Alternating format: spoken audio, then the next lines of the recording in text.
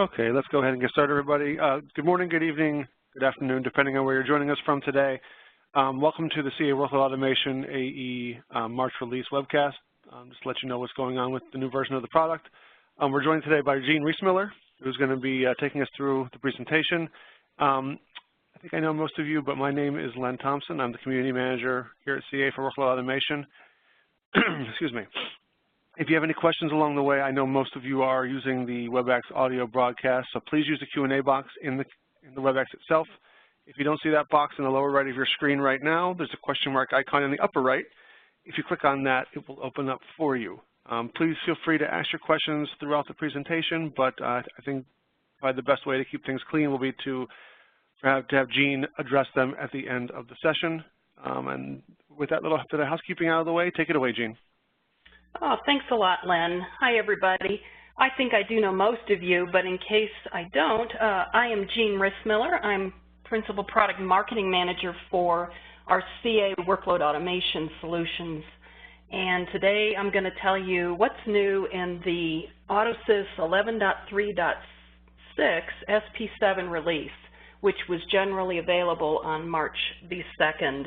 Dan Shannon wanted to be here to present to you, but he is off-site in a meeting planning your next release of AutoSys. So I stepped in and said I'd be happy to update you on what's new in this release. Today, the agenda we're going to follow, I'm going to talk just briefly about our workload automation portfolio. I'll go over the new features and some of the enhancements. And then we'll talk about some use cases that are open to you because of this release. I'll summarize and then open it up for Q&A.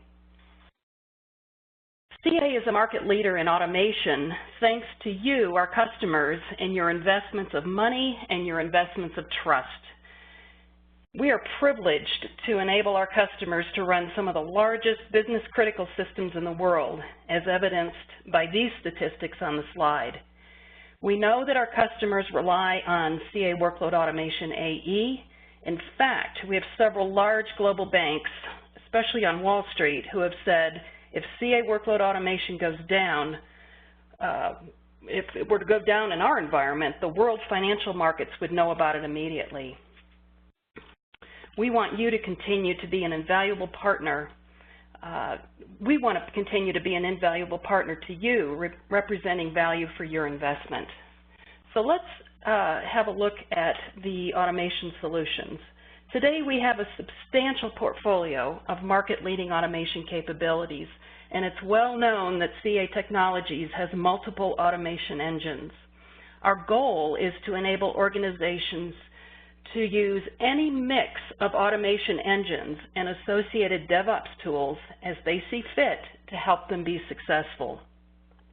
CA acquired Atomic just over a year ago, and we did an inventory of the products that we have and how customers are using them. We have 7 workload automation solutions, with AutoSys being one of CA's 4 workload automation products. We also have CA Atomic Dollar Universe, CA Atomic Applications Manager, and CA Atomic Workload Automation, all of which are very important to us and to our customers who rely on these solutions.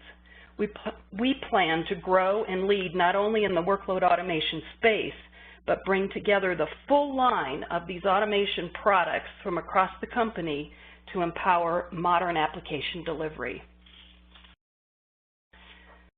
Today I'm going to specifically talk about CA Workload Automation AE, formerly known as AutoSys, but we still all call it AutoSys, so that's how I'll refer to it. And this latest release, which is quite a bit of alphabet soup, 11.3.6 SP7 and WCC 11.4 SP6, affectionately known as our March release. At CA, workload automation is a key pillar in our automation strategy to support the modern software factory. Our continued investment is evidenced in this March release, and there are several marquee features. In fact, this release is so feature function rich that we launched a press release yesterday on March the 6th, followed by this webcast today. We want to make it clear to our customers that there's no current end-of-service plans for CA Workload Automation AE or any of our CA Workload Automation products. You, our customers, are so very important to us, and we're going to continue to bring you more enhancements. But for those of you who want to use some of the automation capabilities that Autosys doesn't currently have, you'll be able to use CA Atomic's One Automation platform for new automation with integration planned into several products. The key message is that you can stay on your Autosys, and we'll continue to support you and bring you enhancements that you need to be successful. So now let's look at the new features. There are several marquee features, of which I'm going to go through right now. Centralized Agent Management is an evolution to Agent Monitor, which some of you may be using now. It offers a complete view across the agent landscape for improved audit reporting, monitoring, control, and remote troubleshooting. Benefits include UI improvements to manage large agent lists under the Agent Inventory tab, with powerful search capabilities, access to parameters for synchronous start and stop capabilities, access to log and report files for easier debugging, and visibility into data. In fact, you don't have to physically log into each machine to get the data, which saves time in diagnosing problems. This is especially valuable to users who don't have access to certain machines. For instance, one of our large global financial services company told us their admins have access to Linux and Unix machines, but not everyone's allowed to log in and access Windows machines. So with this, they can see all the agents running across platforms and have better control execution without needing the credentials to the machine where the agent's running in order to diagnose that problem. They love this for the very reason where inventory has always been priority one to them. Knowing what's out there, what version, it's critical for them for patching, for lifecycle management, and more. Autosys has a new event management tool which is based on modern technologies and replaces our old, outdated CA Unicenter event engine, also called CA NSM, which is now end of life. This new event engine uses Atomic's event engine, which allows you the path towards more intelligent automation against Autosys events.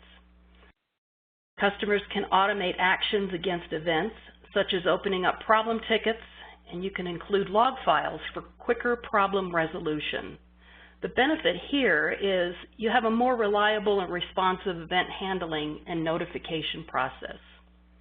This new event engine enables integration with CA Atomic's One Automation platform and provides our customers with the seamless ability to automate beyond just their core mission-critical workloads into new cloud, big data, and DevOps initiatives with release automation and service orchestration capabilities. For example, another global oil company, like many of our customers, they plan to start using this new event engine to pass their Autosys events into service orchestration and then into either CA Service Desk or ServiceNow to automate their ticket processes. They want a more automated approach rather than relying on someone to scrape a log file and manually open a ticket or send an email to take action against an event.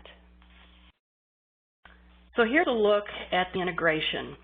Autosys events are passed through REST web services to the event engine. This enables you to subscribe to messages being sent to the One Automation event engine in order to take some automated action. A simple customer use case might be, say an Autosys agent goes offline. An email could be automatically generated notifying a support group of this. Of course, the same use case could be accomplished manually, but this offers a simpler and more automated method. Further integration with service orchestration, release automation is possible by virtue of this new event engine being built on the CA Atomic One Automation platform. However, you would need to have licenses to those products in order to take advantage of the benefits of those other solutions. But the key message here is that this is just the beginning of us leveraging the technology that we purchased to build synergy between our products in our automation portfolio and to quickly bring you additional capabilities. For those of you who want to get email with information about your jobs, this feature lets you get any number of emails using approved custom or corporate formatting with information on job statuses, which can be differentiated by alarm types and have the ability to attach log files. This offers immediate notification and access to the data, saving time and effort to hunt for problem resources. It also offers you a proactive alert system based on alarm types such as terminated and failed.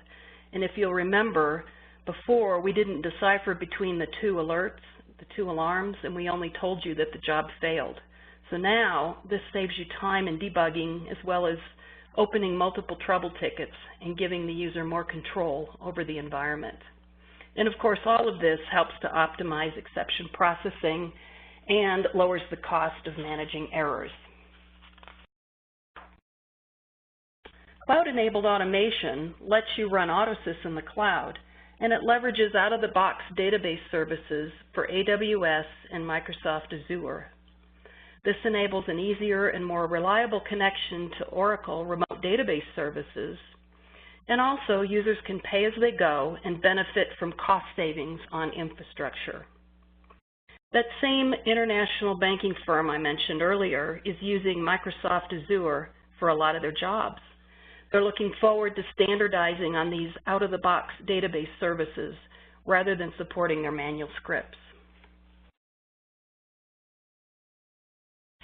We've enhanced the load balancing feature from our big, heavy CPU-based load balancing to now this more lightweight load balancing, which reduces processing overhead and improved scalability and performance within platform processes. We use a round-robin technique, which scales the same way whether you have 2 machines in a list or 200,000 machines in a list, because it interchanges between virtual machines and real machines. This is especially helpful to customers who have expected or unexpected spikes in demand to provide better scalability and performance without added complexity, giving you a consistent and reliable service delivery. The application editor has been given a new modern interface. Navigation inside the editor has been greatly simplified. There are less clicks needed to do your work, and we've made it more intuitive and scalable with new graphics and new flows that make it easier to do drag and drop. Overall, we've modernized the entire look and feel. Well, and there are a number of other features in this release. We're exposing more runtime attributes to use global variables. Customers have told us they like to use this to simplify their agent management support. When they move from test to production, the variables move with them and they get set dynamically within the environment, so there's no programming changes needed. We've simplified the installation where AutoSys validates the configuration settings earlier in the install so that when you get towards the end, everything works. We've added another RESTful web service for changing job statuses. On the reporting side, we can now filter by job type and job definition without case sensitivity, which simplifies the search process. We added out-of-the-box support for Oracle's transparent application failover, enabling tighter integration with Oracle rather than writing and maintaining scripts to do the same. So if there's a problem, we can automatically reconnect to the database or roll back if necessary. Remote Engineer is a tool that simplifies problem reporting. It collects information about your environment and log files and presents it back in a standard format. A financial firm in Great Britain told us it gives them the ability to submit detailed support tickets for AutoSys automatically without having to go back, search for the data, and include it later. We've increased character limits on password lengths and job commands as well, and included LDAP domain support for accounts managed by Informatica. So those are the new features and enhancements that make up this March release. Several of you are already in the process of upgrading. In fact, one of our customers for a large U.S. energy company told us this latest release of AutoSys empowers our team to eliminate administration tasks by offering streamlined directory management, predefined email notifications, enhanced load balancing, and much, much more. We're excited to download this. So to get started, let me just refresh your memory. Most of you are on 11.3 or greater, so you should find it much easier to upgrade with an upgrade in place. The documentation's been updated, so as soon as you can, go out and have a look. We have a two-part series of technical training webcasts covering the new features with in-depth explanation and demos. It's a two-part series. These are about 45 minutes in length, and they will be on the 13th of March and the 16th of March. And then Dan Shannon is going to go over the product roadmap for AutoSys on March 15th at 2 different times. So you can register out on the Workload Automation user communities for any of these webcasts. And we'll also have replays available so you can access those later on. So I wanted to take just a couple of minutes and talk about what else is available to you now that we enable you to combine the best-of-breed features from both technology sets, from AutoSys and from One Automation, in driving towards a more automated enterprise. The modern software factory is our approach on how to build and operate the applications and processes that you need to run your business. It's made up of 4 pillars, giving you an approach and a design model for building and rolling into production your software with continuous delivery for your applications. Automation is one of these key pillars. And as you know, automation opens the door with opportunities to help you differentiate yourself as you move towards this fully automated and agile enterprise. We believe automation is the backbone to your modern software factory, with 4 principles that we see every organization looking at in order to improve the experience that their customers see.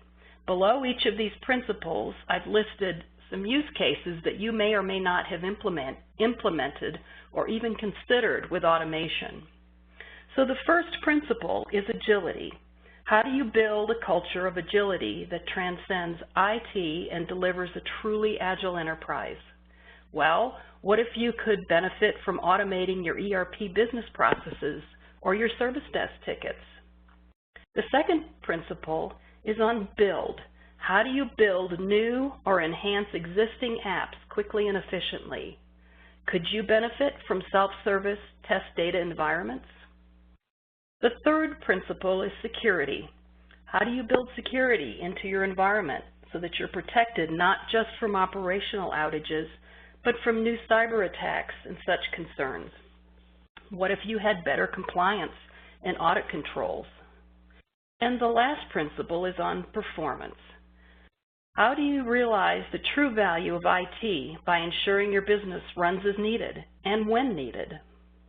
So with integration available to you with AutoSys and the One Automation platform, you have an incredible opportunity to leverage these 4 principles with new technology across your portfolio to deliver the outcomes your business requires and the experience your customers demand. In summary, before I open it up for questions, you, our AutoSys customers, are so very important to CA, and we are delivering on our promises of continued investment and support of AutoSys, along with all of our other CA workload automation solutions. AutoSys is and will be a key pillar in our automation strategy at CA going forward. There is no end-of-life plan for any of the CA workload automation products. We'll continue to bring you enhancements, and we do encourage you to look at some of these other automation opportunities I just talked about that are available to you today to help you differentiate yourself in your move towards a fully automated and agile enterprise. So now I'm going to open it up for questions. And let's see, Len, I think, let's see, how far does, oh, there's one right there. Let me go to, how far back does the InPlace upgrade go? We are on 11.3.6 SP4. It starts with 11.3. So 11.3 forward, you should have no problem with the upgrade in place.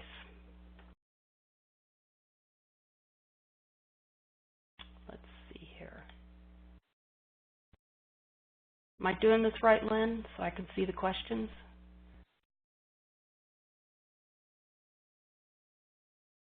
Oh, I don't want to do that. Yeah, so anybody who has questions, please feel free to use the Q&A box right in the WebEx. If you are on the phone line, I know some of you are, please feel free to hit #6 to unmute your line to ask your questions via the audio. I don't see any other questions coming in via the Q&A box. You answered the one that came in via the chat. So yeah, so we'll give everyone a minute or two to do their typing. Yeah. Okay, here's one.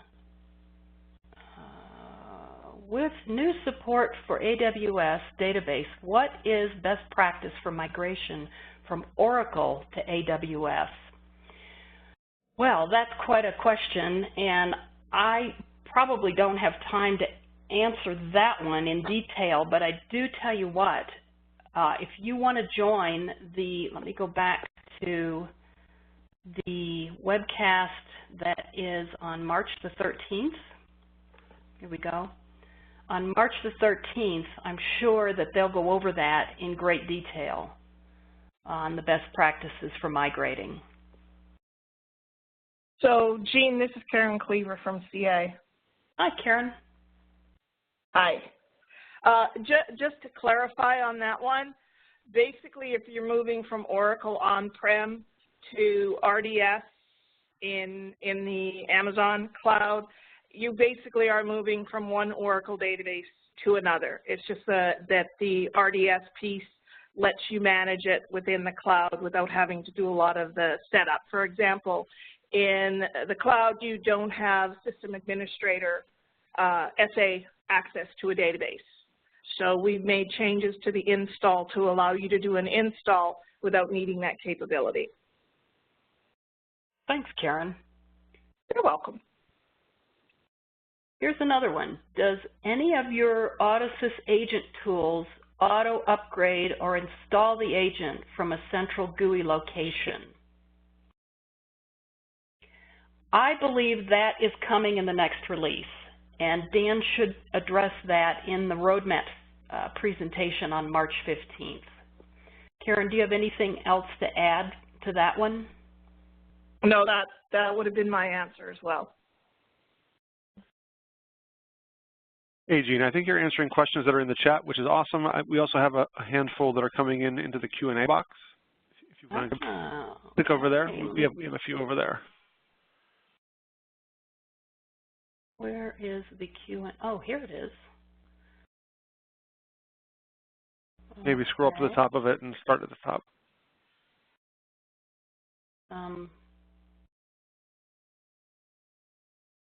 If it's easier, I can read them for you. Oh dear, here they are. Wish I could see them. Can you move from Oracle to the Azure database? I think that one Karen just answered. Oh, Karen, they're talking about from Oracle to Microsoft Azure. Oh, okay, okay. That one I'm not sure, but we can definitely get you an answer. So you're talking about moving from Oracle to Azure's database. Okay, well, I'll make a note of that, Jean. Yep, I'm making a note too. To Azure, let's see, let me go down to the next one. Will IXP be supported? With Service Pack 7, yes. Yes, okay. Are you going to make the presentation deck available? Yes. It will be on the user community site shortly, right after this. Oh gosh, this is just not optimal. Does the new alarm email by alarm type allow you to email on alarms like MRA, must complete by, etc.? As long as it's a job-based alarm, yes.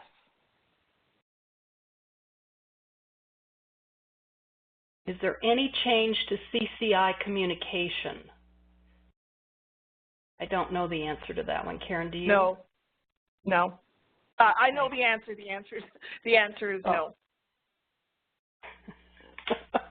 The answer is no. There is no change. Yeah. Yeah. I know that the Q&A box is a little bit unwieldy, so why don't you let me go ahead and I'll read these couple that I think you skipped over, probably inadvertently. What can be automated based on the integration between AE and Atomic One automation without additional license? Okay, I can take that one. So basically, when you install EDA, you are installing the One Automation event engine and one end node. So you are able to create and run scripts. You are able to build simple jobs. Within automation, they're called job S, job P, and that's basically what you're able to do. If you want to, you'd have no access to what we call the One Automation Marketplace, which you've been on. If you've been on any of those, is where we put what we call action packs that we've built. Customers can also put action packs that they've built that obviously have no support implied, but you don't get access to that with the basic EDA piece. If you want to go and get the ServiceNow action pack, you would have to go out and acquire licenses for the service orchestration piece. Great, thanks, Karen. And Karen, by saying EDA, yeah, I just wanted to clarify that acronym, EDA. So Karen, Event-Driven Data Automation. Event-Driven Data Automation, which is basically the premise for the new event engine on Autosys. Okay. And for those, just to clarify this, for those that are using the current event management piece, that's not going away. Correct. That is still there. It's still supported. This is an option to move forward. Thanks for bringing that up, Karen. Yeah. Thank you. So the next question is, how much outage/downtime when upgrading to 11.3.6 SP7?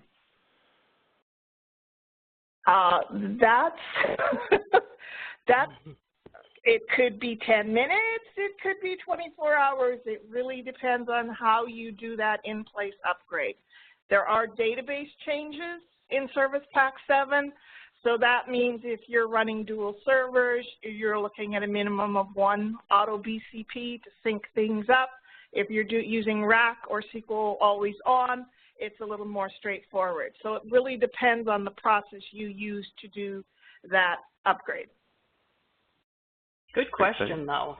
Thank you. Let's see. Which version of AWA can be integrated with SP7? AWA.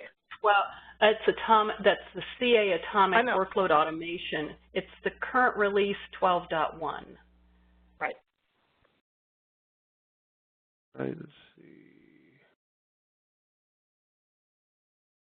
What version of EEM should be used with AE 11.3.6 SP7?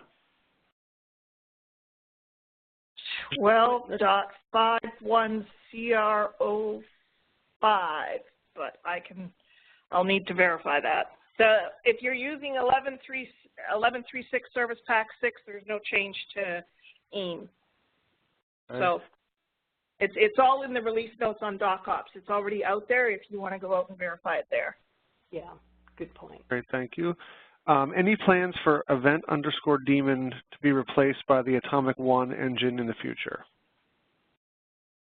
That's a question for Dan Shannon. Yep. Yeah, please come to the good one. Yeah, please come to the roadmap later this month. Yep. What is the QA case to check loading of Atomic 1 automation integration. 100 messages per second, 200? Sure. That information is out there on the under the One Automation documentation, which I believe there's a link to in the doc ops. We'd have to find you a specific link. Can you get that person's name and we'll... Yeah, we'll get back to them. Got it. After that, we'll get back with you on the specifics. Yeah.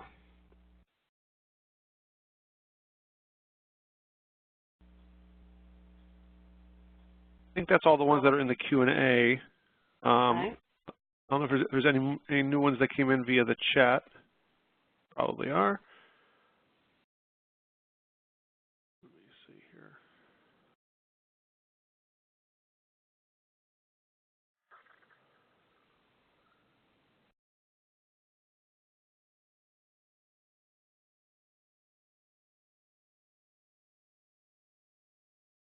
While we're waiting for some more questions to come in, you did see on the slide earlier, I wanted to give a shout out for CA World 2018, which is coming in mid-November. We're already looking for a call for papers.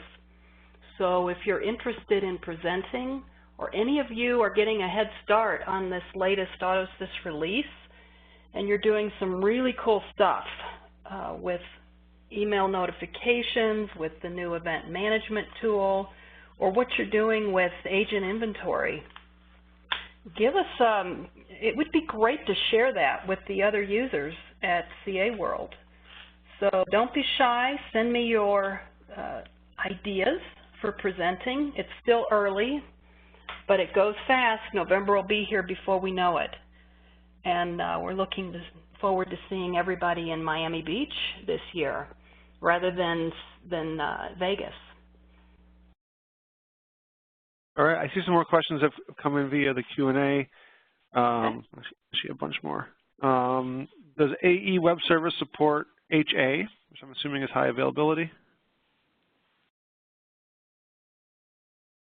AE AutoSys Web Services support high availability.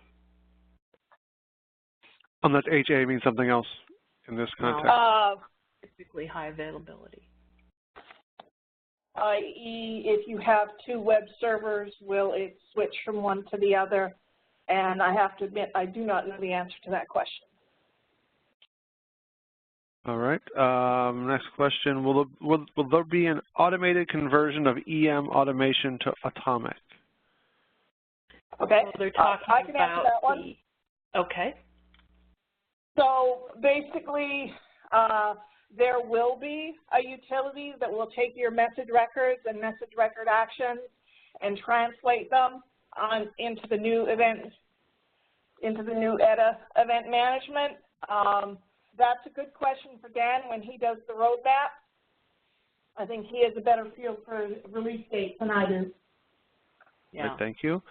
Next question, with the new email options, what happens to the scheduler if there are issues with the Exchange server?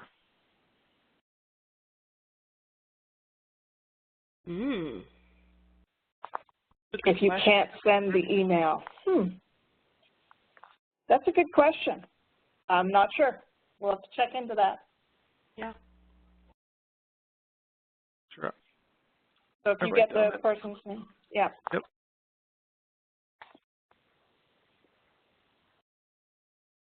Okay. Will WCC 11.4 SP6 be demoed during this session? Since the presentation is over, I'm assuming the answer is no. That is for the technical training. You're going to see a lot of demos on March 13th, Part 1, and March 16th, Part 2. So I urge you to join that. But again, that will also be recorded, so there'll be a replay available. Yeah, and for those of you that are on this call, in addition to having the presentation available either later today or tomorrow, the replay of this session will also be posted in the community in the same time frame. Another question just came in. What is the future of IXP? Good question. that also seems like That's Dan Shannon. I think any of these forward-looking yeah, I think any of these forward-looking questions would be better asked in the roadmap later this month. Yeah. And I think that's it for the questions. We'll give everyone another minute to ask anything else they might want to ask. And then Jean and Karen, I'll capture this Q&A and I'll send it over to you so you can see the names and that'd be great. And we can follow up. Yeah, yep, perfect. right Thank away. you. All right. I don't see any other questions coming in. So, Jean, I thank you for your time today. You too, Karen. And thank you to all of our attendees for joining us today. Again, I'll be posting this out in the community. So if you have any questions that pop into your head later today, please feel free to ask those out in the community, and we'll make sure we get answers for you. And and as Jean said, we have a lot of AE-related sessions this month. So head out to the community and look at the event calendar, and we'll hope to see you at some of those sessions as well. Thank you very much, and have a great day. Bye-bye. Bye-bye.